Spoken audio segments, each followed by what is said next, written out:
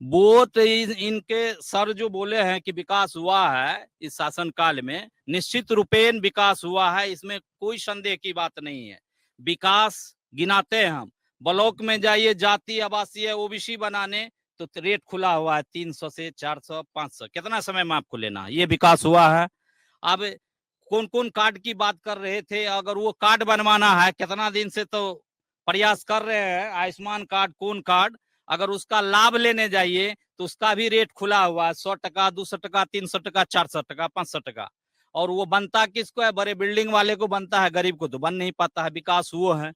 और रूट की बात की है कि हर जगह से जुड़ा हुआ है, तो मधेपुरा बगल में है, 3 किलोमीटर पड़ता है जिला से, जानकी टोला, कारू टोला, सोहगर, यहाँ वार्ड नगर पालिका में पड़ता है। सर को पूछिए कि कौन सी रास्ता जाएगी या कौन गाड़ी जाएगा। हाँ हाँ। और इन्होंने अभी बताए थे, कुछ देर हम लोग सुन रहे थे कि जीडीपी के बारे में बोल रहे थे, तो हमको जरा इनसे पूछिए कि मनमोहन सिंह के समय में क्या जीडीपी था और माननीय अभी वर्तमान में प्रधानमंत्री जो है इनके समय में जीडीपी क्या है, ये पूछ लीजिए। दूसरी बात, रोजगार की बात हम लोग करते हैं, हॉस्पिटल की भी अभी चर्चा हो रही थी। हॉस्पिटल ये 17 साल में, आई 17 महीना में जो तेजस्वी जी साथ में थे, उस समय जाकर के पूछिए हॉस्पिटल के जो भी सिविल सर्जन हो या और डॉक्टर हो या पब्लिक हो, कि जो भी आज बिहार में दिख रहा है ना हॉस्पिटल का ब्लैक बोर्ड भी, वो तेजस्वी यादव का देन है। उससे पहले तो दवाई मिलती ही नहीं थी, फिर हटने के बाद आज भी नहीं मिल रही है। अगर इस पे किसी को शक है तो बोलिए, चलिए अभी वेरीफाई कीजिए।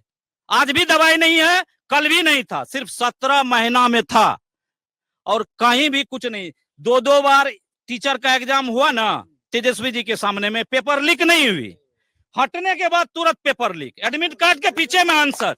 ये है विकास, जुमलेबाजी की सरकार। नौजवान ऐसे भटक रहा है।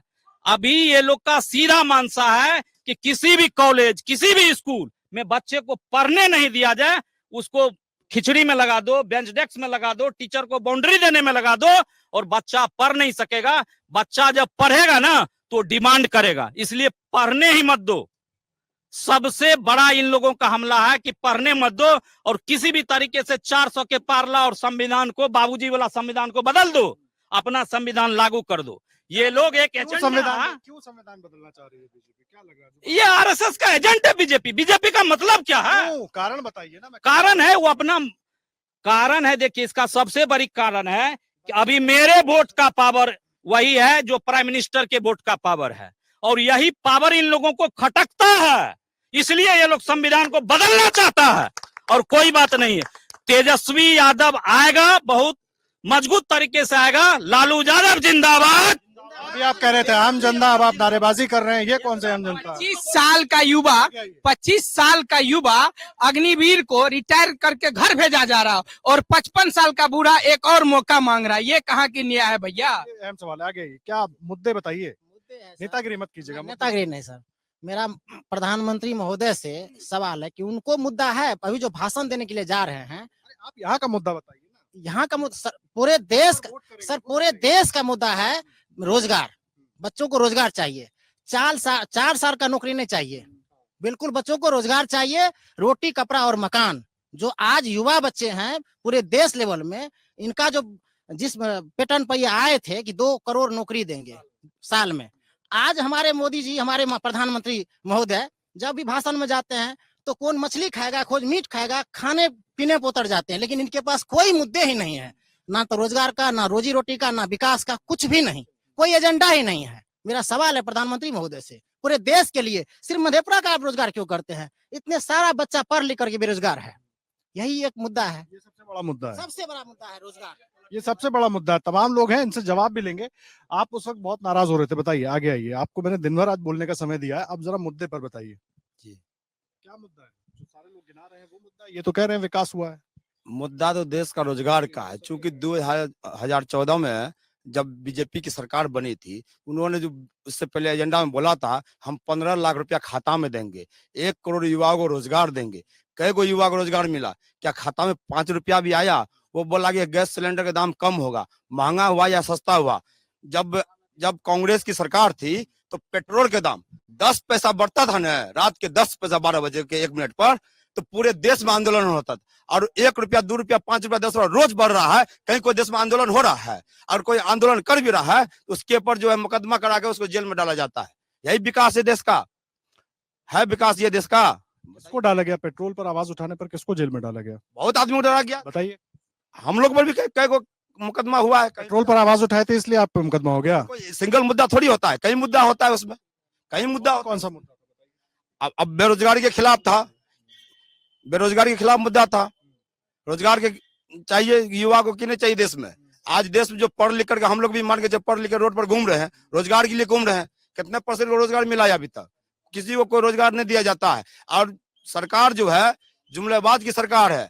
और बीजेपी के मतलब समझते हैं बड़का जोटा पार्टी, और उसका जितना प्रवक्ता भी है उसी का घोर के पी लिया। वो भी बड़का जोटा पार्टी का प्रवक्ता सब है। वो लोग उसी का रट रटाया हुआ भाषण देते रहता है। सर जमीन में कोई विकास नहीं दिखता है, सिर्फ मुंह से जितना उससे अफवाह ले लीजिए, यही कर देंगे, यही कर देंगे, 9 13 10। सर जमीन पर कुछ देखने के लिए नहीं मिलता है। सर जमीन पर कुछ नहीं।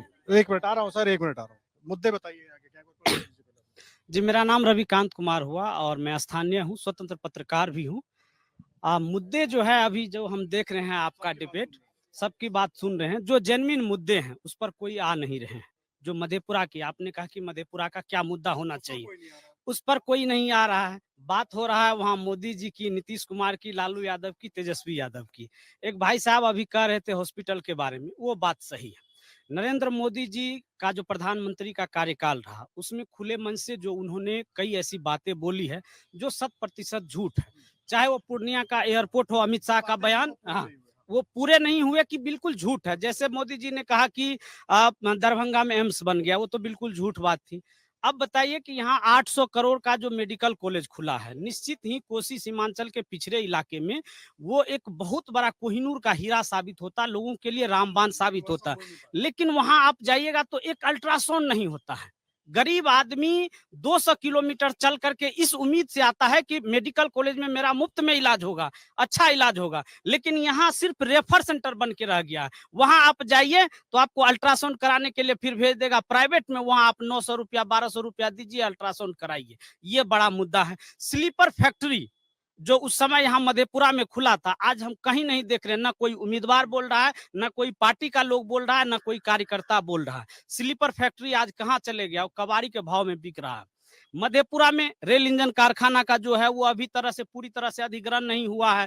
फैक्ट्री खुल गया और ये बात सही है कि जो आम जनमानस है उनके मन में इच्छा है कि इस रेल इंजन पर मधेपुरा का नाम होना चाहिए, लेकिन वो नहीं हुआ है।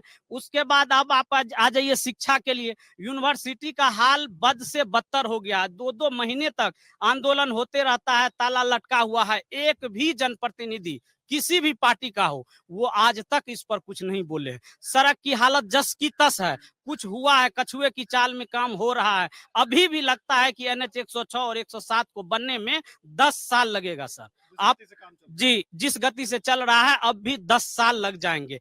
वही बात है, अब लोगों के रोजगार के लिए रोजगार का मुद्दा तो रहेगा, महंगाई का भी मुद्दा रहेगा।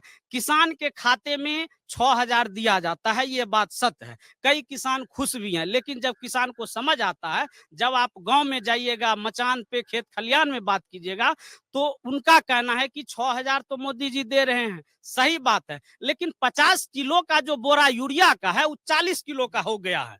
मतलब जी, दाम उतना ही लग रहा है। और यही नहीं, DAP का जो दाम था वो भी बढ़ गया, और खाद बीज का सबका बढ़ रहा है। यूरिया का अघोषित कालाबाजारी हो जा रहा है, किसान परेशान हो रहे हैं। खेतों में बिजली पहुंचाने की बात थी, 10 साल से अभी तक नहीं पहुंचे हैं। नीतीश कुमार जी का ये घोषणा था। नीतीश कुमार जी की काम मुझे अच्छे लगते हैं, उनका विजन। जल नल योजना को आप देख लीजिए, जल नल योजना भी चुनाव में सर मुद्दा रहेगा। जल नल योजना पुराना वादा है ना, ये भी तो पुराना ही वादा है। पुराना वादा है, अभी तक भी घर में पानी नहीं पहुंचा है। अफसरशाही हावी है, भ्रष्टाचारी तो घुसखोरी तो जन्मसिद्ध अधिकार हो गया है पदाधिकारियों का। आप लाख कोशिश कर लीजिए, उस पर कोई कार्रवाई नहीं होगी, न कोई पदाधिकारी बोलेंगे, न जनप्रतिनिधि। अभी जदयू के प्रवक्ता जी बोल रहे थे कि RJD के जो उम्मीदवार है उनका क्या होगा। इससे अंदाजा लगाइए कि इसी मैदान में तेजस्वी यादव आए, कुर्सी खाली रह गए। भाई साहब, जब NDA का बैठक था, सभा था, नामांकन सभा था दिनेश चंद्र यादव जी का, मंच पे गुंजेश्वर शाह जी सो रहे थे। वो भी 1-2 बार झपकी नहीं ले रहे थे। 5-5 मिनट का वीडियो है कि पूरा सो रहे हैं। निरंजन मेहता बगल में विधायक जी हैं, वो मोबाइल देख रहे हैं। अब मोबाइल पे कुछ ऐसा वीडियो देख रहे हैं कि मुस्कुरा रहे हैं। इधर भाषण चल रहा है और कुर्सी तो पूरी तरह से खाली थी। तो भैया इस बार जो है जनता में इसलिए उत्साह नहीं है। अगर आप ये वीडियो YouTube पर देख रहे हैं तो हमारे चैनल को सब्सक्राइब करें और बेल आइकन को दबाना ना भूलें। अगर आप Facebook पर ये वीडियो देख रहे हैं तो हमारे पेज को लाइक करें।